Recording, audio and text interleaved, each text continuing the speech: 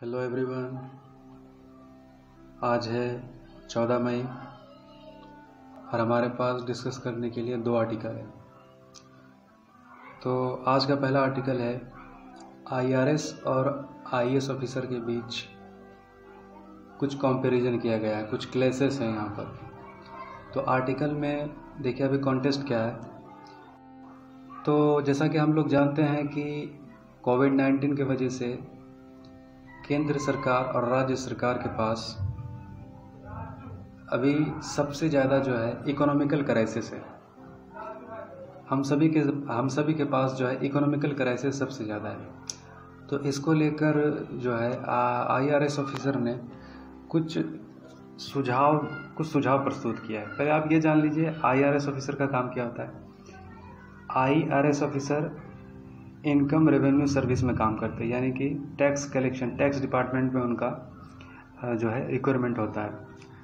तो उन्होंने तकरीबन चार सॉल्यूशन दिए हैं सरकार को। वो 4 सॉल्यूशन क्या था कि पहला ये था कि 1 करोड़ तक जिनकी इनकम है, 1 करोड़ जिनके पास कमाई है, वो तकरीबन 40% वो टैक्स पे करें। ठीक है, उनको 40% जो है टैक्स उसको सरकार बढ़ाए। और जिनके पास 5 करोड़ का इनकम है वो 40% टैक्स तो देते हैं, साथ ही 4% सेस भी दिया करें। सेस क्या होता है कि टैक्स के देने के बाद जो 4% जो लगाया जाता है सेंट्रल गवर्नमेंट के या स्टेट गवर्नमेंट लगाती है, तो इसको सेस कहते हैं। वैसे इसका लगाने का ज़्यादा अथॉरिटी सेंट्रल गवर्नमेंट के पास ही होता है। ये दूसरा था। और तीसरा इन्होंने कहा कि रिलीफ दिया जाए, उन लोगों को रिलीफ दिया जाए कि जिनका जो हार्ड इकोनॉमी स्ट्रगल कर रहे हैं, जो इकोनॉमी स्ट्रगल कर रहा है, उनको रिलीफ दिया जाए, उनको टैक्स रिलीफ दिया जाए, उनको छूट दिया जाए इस वक्त में। और चौथा इन्होंने कहा कि इनहेरिटेंस टैक्स जो है इंट्रोड्यूस किया जाए। तो इनहेरिटेंस टैक्स क्या होता है? जैसे जो विरासत में जो दिया जाता है 1 जनरेशन टू 2nd जनरेशन, तो उस पर जो टैक्स लगाया जाता है उसको इनहेरिटेंस टैक्स कहा जाता है। ठीक है, यानी कि जो प्रॉपर्टी जो ट्रांसफ़र किया जाता है किसी को, तो इस पर जो है पहले ये चीज़ था लेकिन बाद में इसको हटा दिया गया था।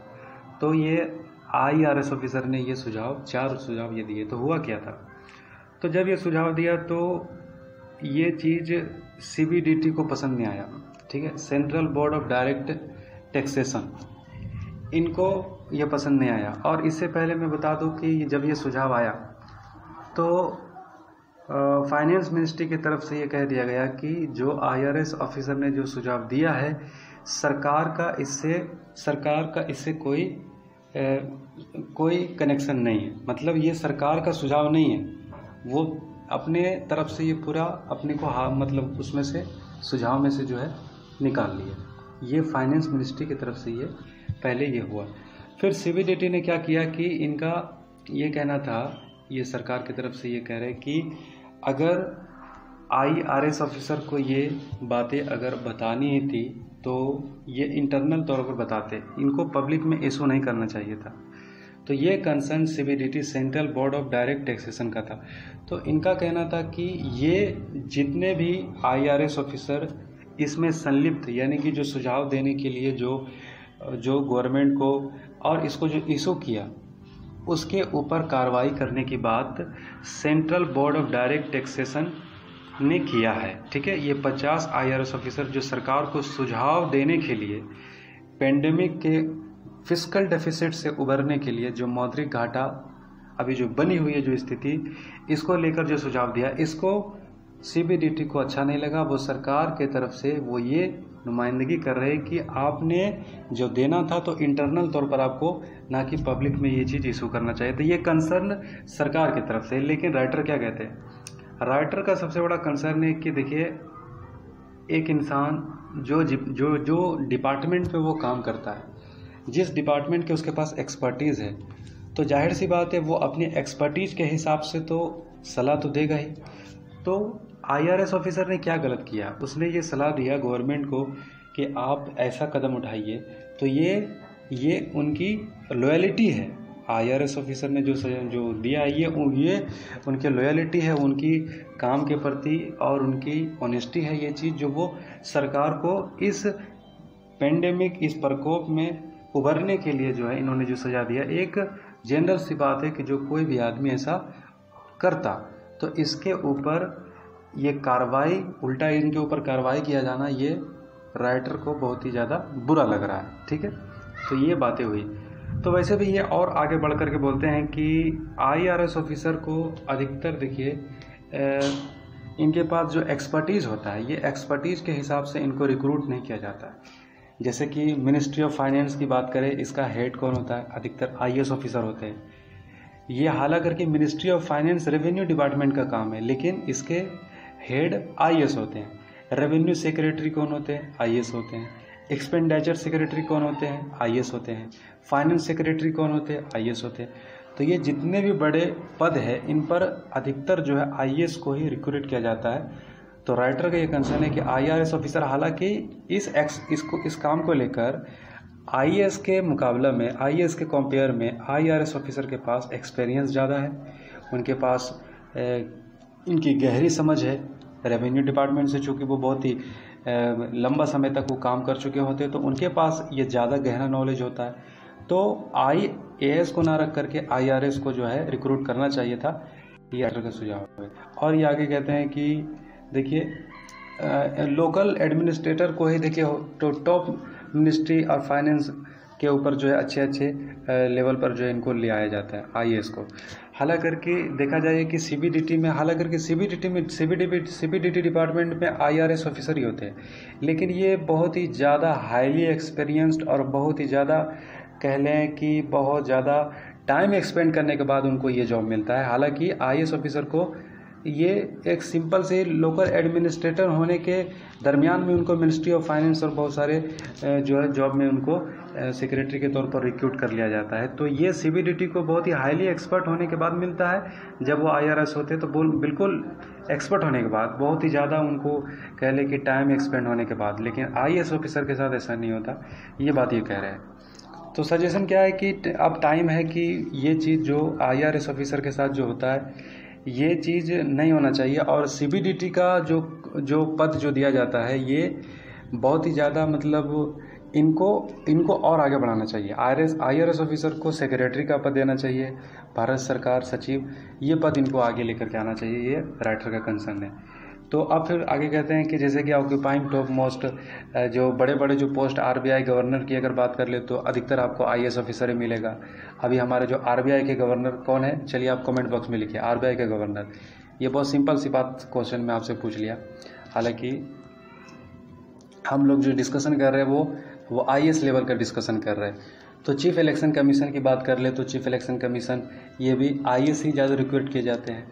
कंट्रोलर ऑडिटर जनरल की बात कर ले, कैग, कंट्रोलर ऑडिटर जनरल का काम क्या होता है? चलिए ये क्वेश्चन, दूसरा क्वेश्चन हमारा कमेंट बॉक्स में आपको लिख करके दिखाइए, आंसर लिख के दिखाइए। तो कैग क्या होता है? तो ये इनका काम क्या है? कंट्रोलर ऑडिटर जनरल का भी रिक्रूटमेंट जो है IAS ऑफिसर में से ही किया जाता है। हालांकि देखा जाए तो ये बहुत कम होता है IRS ऑफिसर को जो है, जैसे कि एक एग्जाम्पल हमारे सामने, सुशील चंद्रा इलेक्शन कमीशन में ये चुने गए थे, जबकि ये IRS थे। और CBC की अगर बात कर ले, सेंट्रल विजिलेंस कमीशन, ये भी जो है प्राइम मिनिस्टर के द्वारा जो है हेड किया जाता है, और मतलब ये चुना जाता है। सॉरी, थोड़ा सा भर गया लग रहा है।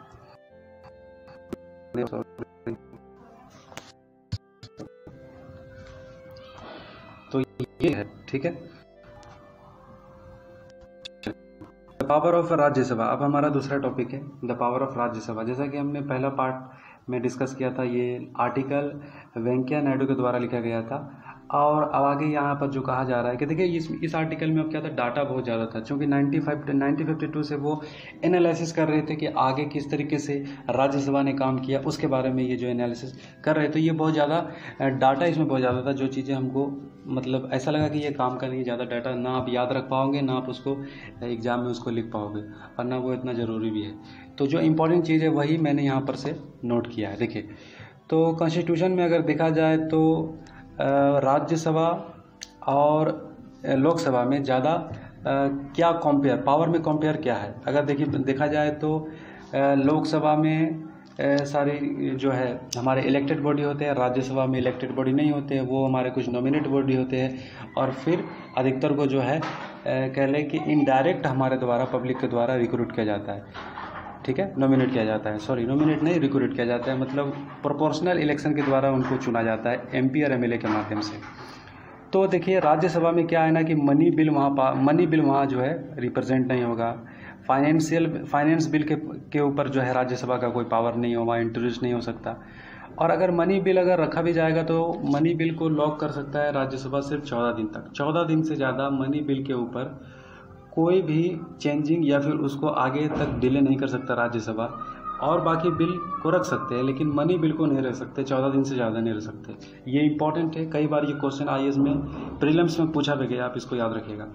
तो on the other hand Rajya Sabha है जिस सेंट्रल स्पेशल पावर, राज्यसभा के पास जो है कुछ ये खास पावर होता है।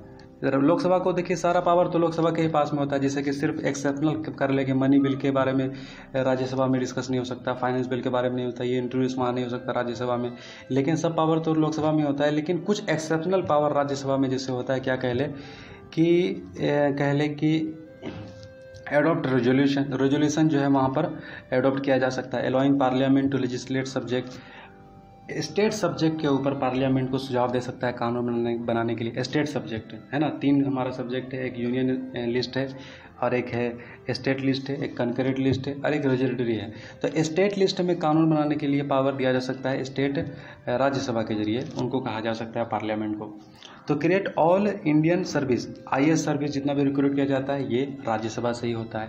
अप्रूविंग इमरजेंसी, जब लोकसभा जो है स्थगित कर दिया जाता है, जब वो डिसॉल्व हो जाता है तो इमरजेंसी अगर लागू होती है तो प्रेसिडेंट रूल जब लागू होता है तो लोकसभा से ज़्यादा फिर राज्यसभा के पास पावर होता है। तो ये चीज़ें कुछ एक्सेप्शनल थी। तो अगर राज्यसभा की बात करें तो हैज़ बीन ऑब्स्ट्रक्शन, क्या ये ऑब्स्ट्रक्शन है, क्या ये बिल में रुकावट पैदा करता है। तो देखिए 1952 से यह आकलन कहा गया है कि तकरीबन 5,472 सीटिंग में 3,857 बिल पास किया गया है। तो ये जो आंकड़ा यहाँ पर दिया गया है इससे साफ जाहिर होता है कि राज्यसभा कोई ऑब्स्ट्रक्शन पैदा नहीं करता बिल के अंदर, ठीक है, ये बात यहाँ पर क्लियर है।